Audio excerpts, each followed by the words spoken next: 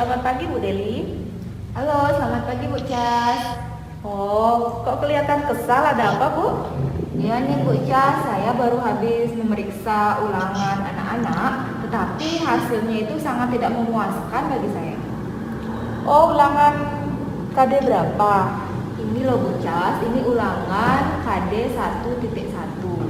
Setelah saya periksa, itu nilai anak-anak itu semuanya di bawah KKM. Saya takut jika lulus seperti ini, nilai siswa itu akan semuanya di bawah KKM. Apakah Ibu ada waktu luang? Saya ingin sharing tentang pembelajaran. Apakah Ibu bisa? Oh, baiklah. Hari ini kebetulan saya tidak ada jam. Apa yang ingin Ibu capai dari obrolan kita kali ini? Begini Bu, saya ingin mencari solusi dari permasalahan saya karena sejauh ini sepemahaman saya rasa siswa itu kurang memahami materi yang saya ajarkan. Oh, bisakah Ibu menceritakan lebih detail lagi masalah yang Ibu hadapi? Begini Bu, saya kan sudah mengajar melalui WhatsApp dan juga Google Classroom. Namun saya rasa pemahaman siswa terhadap materi yang saya sampaikan itu sangat kurang sehingga nilai ulangan siswa itu menjadi di bawah KKM. Nah, kemudian jika saya ingin melakukan pertemuan kepada siswa menggunakan aplikasi Zoom atau Google Meet, saya rasa tidak efektif karena hanya 50% siswa saja yang bisa masuk ke aplikasi tersebut dengan alasan kuota yang tidak ada dan juga sinyal yang bermasalah. Tetapi sepemantauan saya lihat anak-anak tersebut sangat aktif di sosial media. Begitu Bu.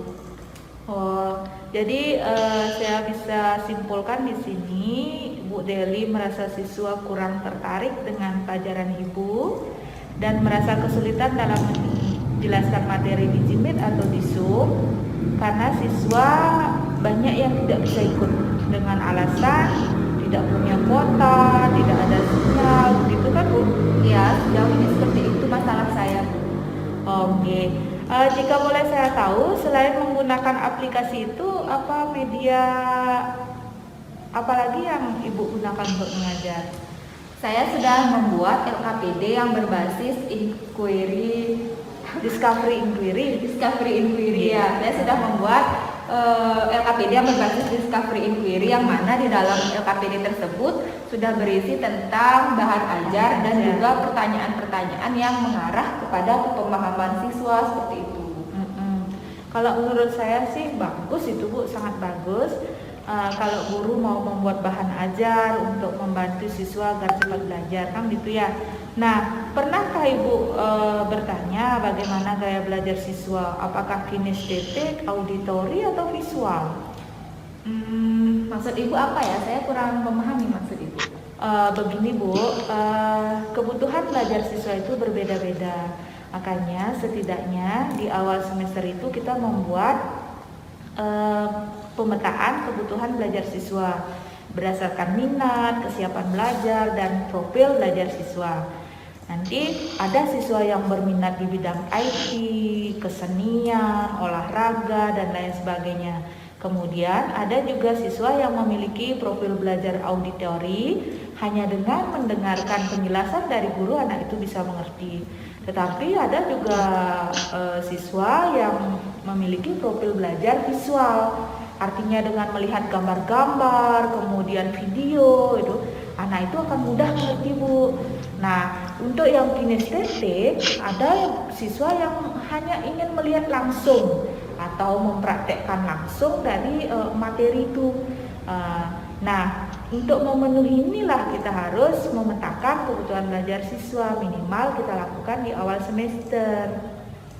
Oh, seperti itu ya Bu. Pantas waktu ini saya pernah membuat LKPD yang banyak sekali ada gambar berwarna dan saya lihat antusias siswa itu sangat bagus dan juga dilihat dari nilai kuis itu hampir semuanya jawaban siswa yang betul. Nah, Ibu sudah tahu kan bahwa bahan ajar yang menarik itu dapat menarik minat siswa untuk belajar dengan lebih baik Bu. Ya, Mungkin seperti itu ya Bu, karena pada KD 1.2 ini saya hanya membuat LKPD yang menggunakan gambar yang tidak berwarna. Mungkin itu yang menyebabkan antusias siswa menjadi menurun ya Bu ya. Nah, kemungkinan sih iya. Terus apalagi Ibu lakukan untuk menarik minat siswa dalam belajar dan apa yang Ibu rencanakan? Jadi begini Bu, saya ingin membuat LKPD yang berisikan tentang bahan ajar dan juga di dalamnya itu membuat gambar-gambar yang lebih menarik. Kemudian kalau bisa sih saya ingin ada video pembelajaran juga di dalamnya seperti itu. Dan juga kalau bisa ada praktikum sederhana sehingga siswa bisa melakukan praktek langsung setelah membaca materi yang saya berikan. Tapi sebelum itu saya akan memetakan kebutuhan belajar siswa seperti yang Ibu katakan. Jadi saya bisa mengetahui apa saja kebutuhan belajar siswa. Wah, bagus itu Bu, kayaknya keren tuh rencana Ibu. Nah, kekuatan Ibu untuk mewujudkan rencana itu apa nantinya? Kalau sejauh ini sih saya sudah menguasai Canva ya Bu. Jadi Canva itu kan membuat proses pembelajaran menjadi lebih menarik. Mungkin saya akan menggunakan itu sebagai media pembelajaran. Oh, untuk membuat video pembelajaran maksudnya Bu ya? Iya. Nah, terus apakah ada yang Ibu harapkan terjadi pada murid jika Ibu mengubah bahan belajar itu menjadi lebih menarik? Harapan saya sih dengan menggunakan LKPD yang lebih menarik dan juga dengan memetakan kebutuhan belajar siswa, jadi proses pembelajaran akan menjadi lebih menarik Bu ya. Jadi siswa itu menjadi lebih antusias belajar dan juga proses pembelajaran itu bisa menyampaikan materi dengan bagus, pemahaman siswa bagus dan juga video pembelajaran yang akan saya buat nanti itu bisa diakses oleh siswa kapan saja, di mana saja, dan bisa diulang secara berkali-kali sampai siswa itu paham. Wow, saya benar-benar sangat kagum dengan rencana Ibu. Nah, Bu Deli sangat cerdas. Saya kira, saya yakin Ibu bisa melakukannya dengan baik. Nanti ajari saya buat videonya ya Bu. Bisa aja Bu Cas. Nah, terus siapa yang Ibu mintai bantuan dalam menjalankan rencana ini? Mungkin saya akan minta bantuan kepada Pak Febri karena sepengetahuan saya beliau itu sangat mahir dalam mengedit. Kalian aja saya mau belajar Bu cara ngedit video, jadi kan bisa lebih bagus lagi video pembelajarannya. Nah, berarti seterusnya Ibu akan membuat video pembelajaran Bu ya? Iya Bu, agar siswa itu menjadi lebih tertarik untuk mempelajari materi yang saya sampaikan dan bisa meningkatkan hasil belajar siswa. Keren sekali tuh rencananya Bu. Ya, hitung-hitung mengenalkan siswa pada YouTube juga ya.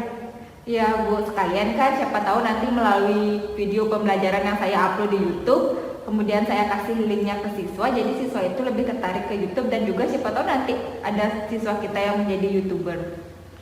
Sambil menyelam minum air jadinya ini Bu ya. Iya loh Bu. Ngomong-ngomong terima kasih ya Bu ya. Melalui diskusi ini jadi saya bisa menemukan ide yang bagus untuk proses pembelajaran saya selanjutnya. Oke. Sekarang bagaimana perasaan Ibu? Sekarang saya sudah merasa sangat lega Bu setelah saya melakukan diskusi dengan Bu Cas. Jadi saya merasa permasalahan saya ini bisa terpecahkan dengan baik. Terima kasih ya Bu Cas sudah menemani saya diskusi pada hari ini. Oh, oke, sama-sama Bu Deli. Sebentar lagi kan ada rapat panitia ANBK. Ibu ikutkan rapat? Iya, bagaimana kalau langsung sekarang kita ke sana Bu? Oh, oke. Yuk, ayo Bu.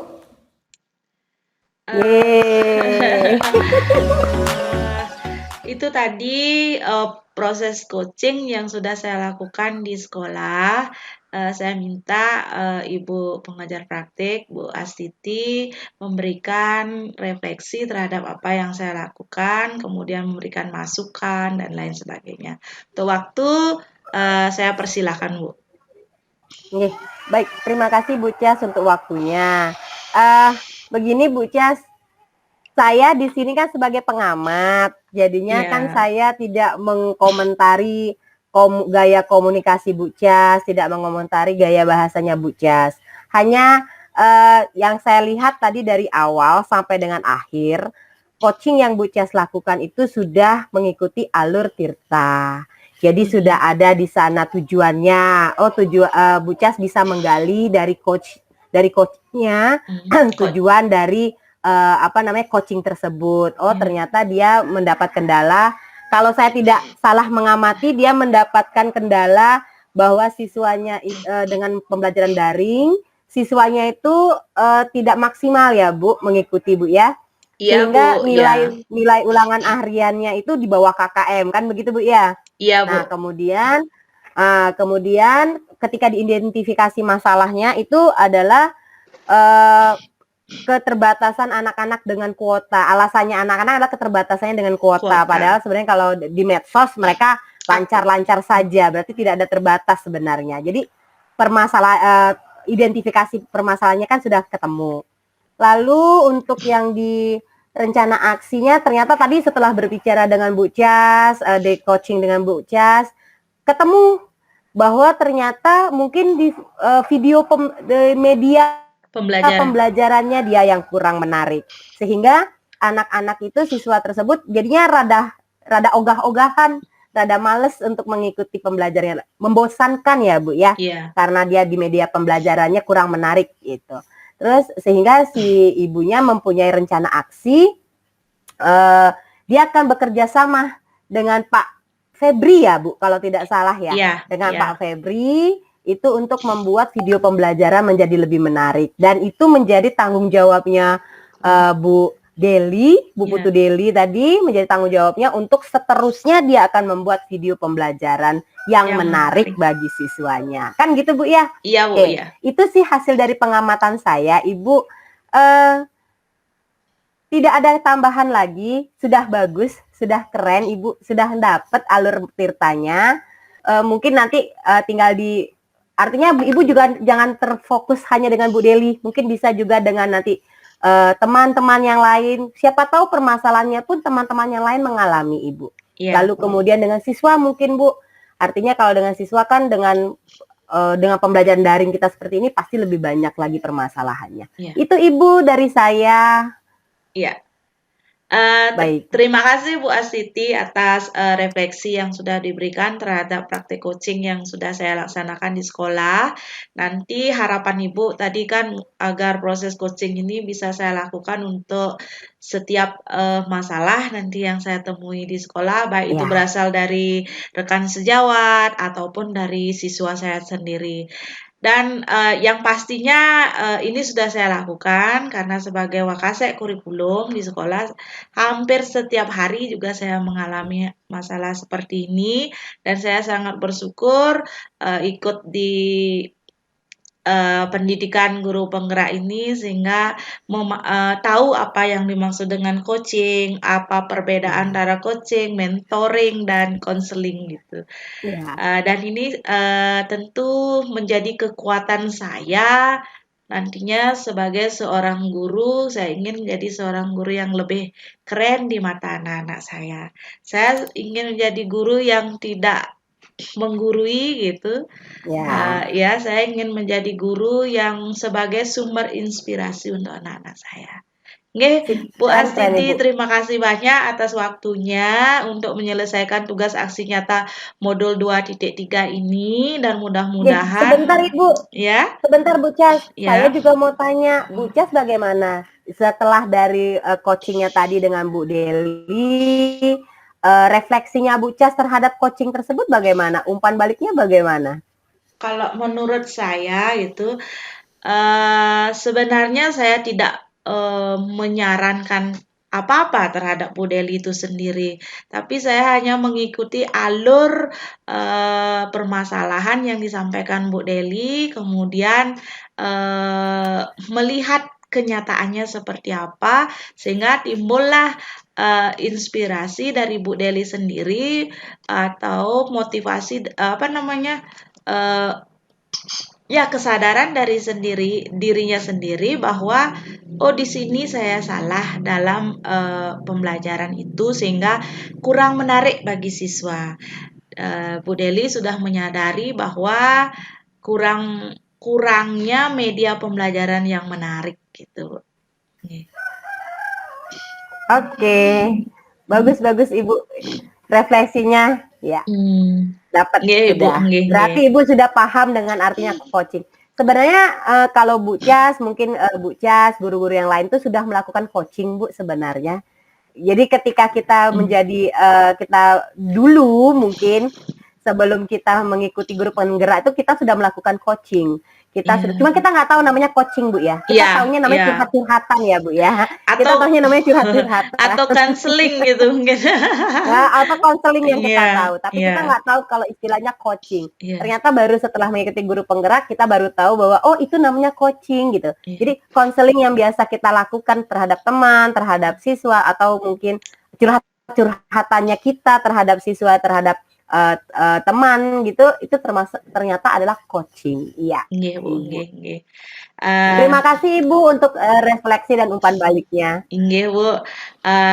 Nanti mudah-mudahan ini bermanfaat untuk tugas saya sebagai guru selanjutnya. Terima kasih Bu ya atas waktunya. Sama-sama Ibu. Nanti kita ketemu di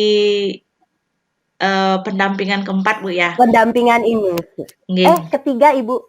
Pendampingan individu ketiga untuk loka karya keempat. Oh iya, pendampingan individu ketiga loka karya keempat. Nggih. Saya minta. Kita akan berbicara tentang budaya positif Ibu. Nggih, nanti saya minta bimbingannya Bu ya. Oke. Sama-sama Ibu, kita sama-sama belajar. Nggih. Terima kasih Ibu. Ya, terima kasih.